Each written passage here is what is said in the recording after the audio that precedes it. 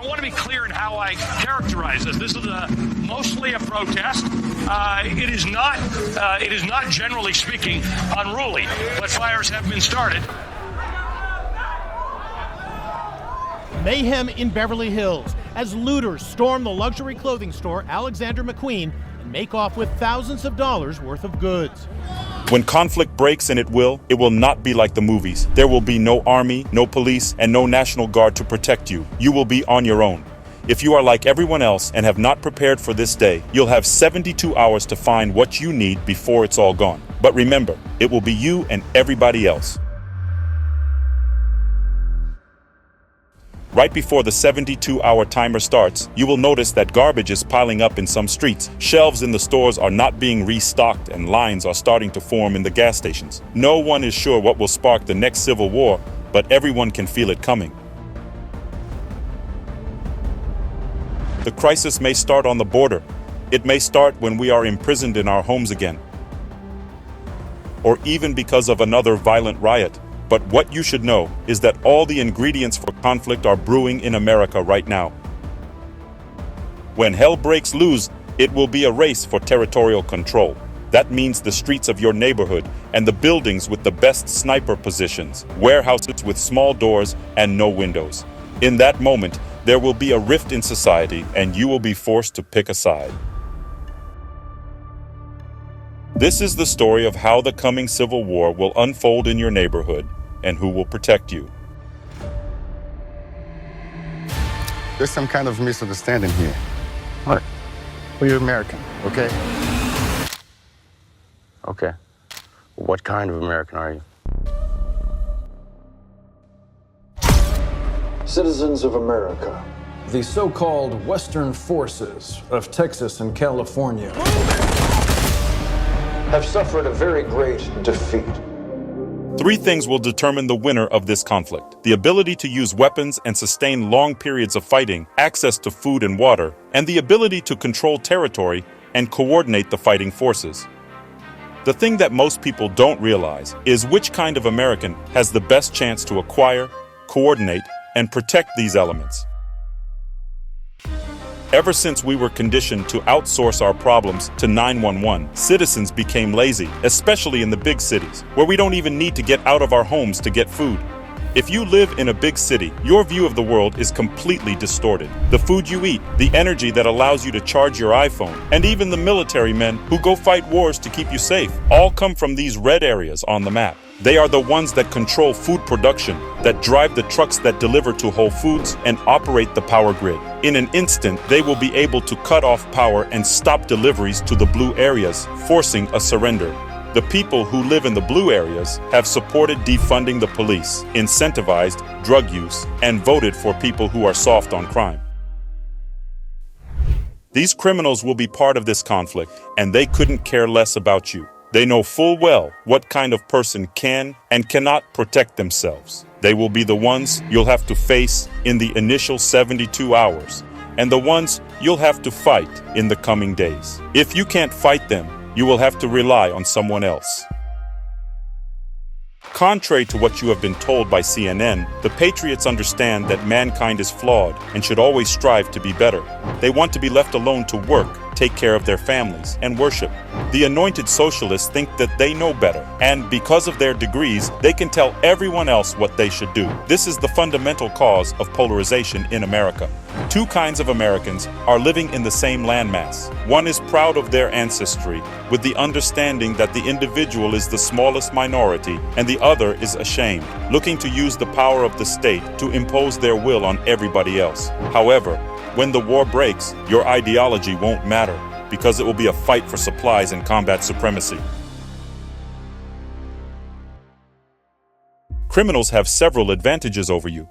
They are already organized in gangs, and they are familiar with the alleys and most of the infrastructure you never even see. Very quickly, they will create holdouts and ambush zones in these locations. But criminals are lazy. They don't grow food, and they are undisciplined. They operate under power structures that are fragile. They lack planning skills, and once their supplies start running low, they will make mistakes, and internal conflict will fracture them. However, they are still a dangerous and volatile enemy you'll have to face.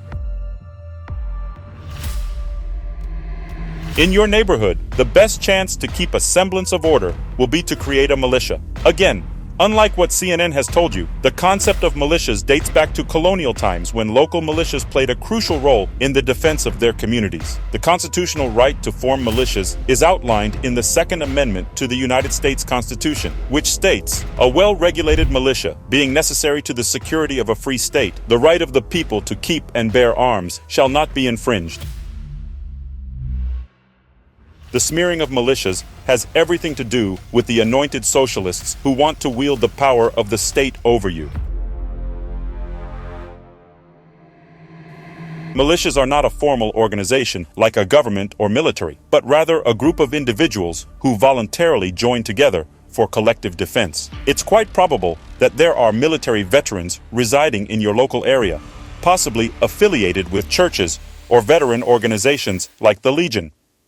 They could serve as the initial leaders of the militia, recruiting members and delegating responsibilities for securing access to resources like food and water, as well as coordinating defensive efforts. The day-to-day we are used to will be totally disrupted, and you'll be forced to re-educate how you do things. The simple act of driving will become extremely dangerous because the roving gangs will know you have fuel. You will likely want to move in with other families and form smaller groups to prevent your home from becoming a target because you are alone. Online banking, credit cards, and checks will become useless.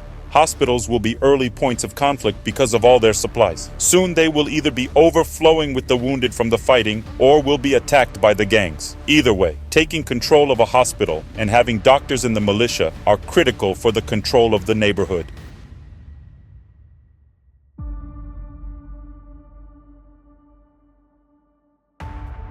The dynamics of conflict would vary significantly between dense urban environments and rural areas. In the big cities, the proximity of buildings and infrastructure would necessitate a more tactical and close-quarters approach to combat. Guerrilla tactics, ambushes, and street fighting would likely dominate, with a focus on controlling key intersections, buildings, and transportation routes.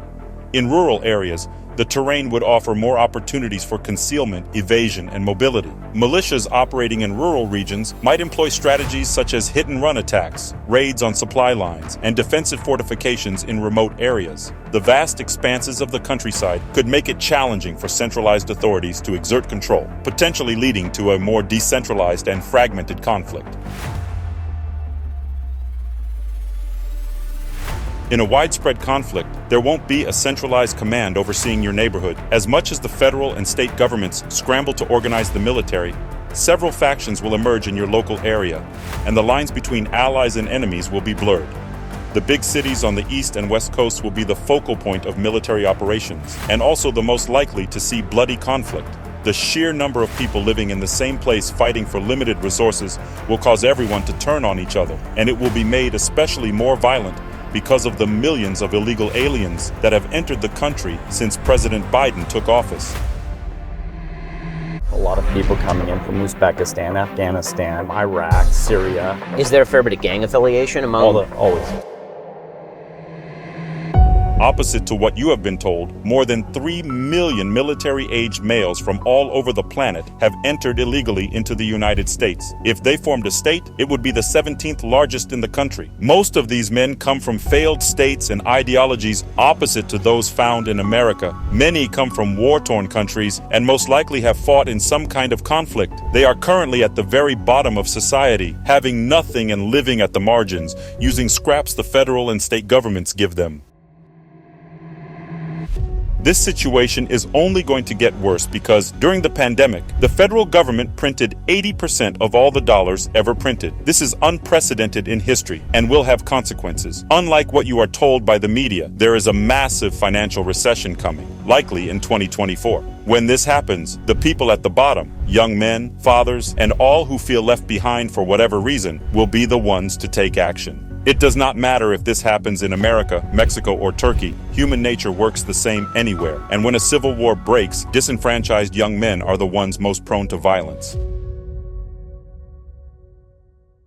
Why then are so many people feeling left behind?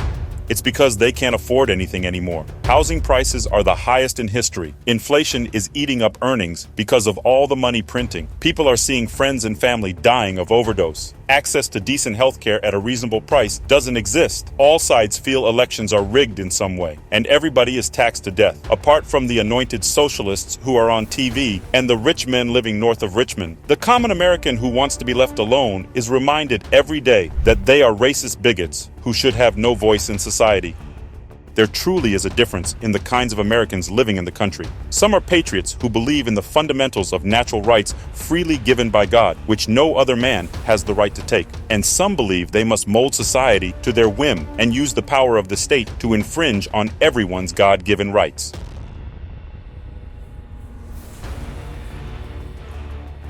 There is no media company, Hollywood celebrity, or NBA player that can convince hardworking people that any of that is a good idea.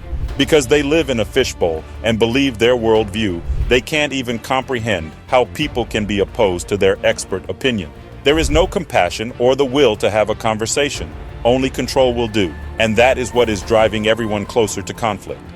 Unfortunately, the fight for power cannot be dissuaded, and perhaps only a massive disruption will be able to reset the morality compass of the country. With the looming specter of civil war, Americans should understand that their shortcomings are caused by a very small group of people who hold all the power and fabricate narratives to control their actions. The anointed socialists control the advertisements you see, the media, the universities, the medical apparatus, and the military-industrial complex.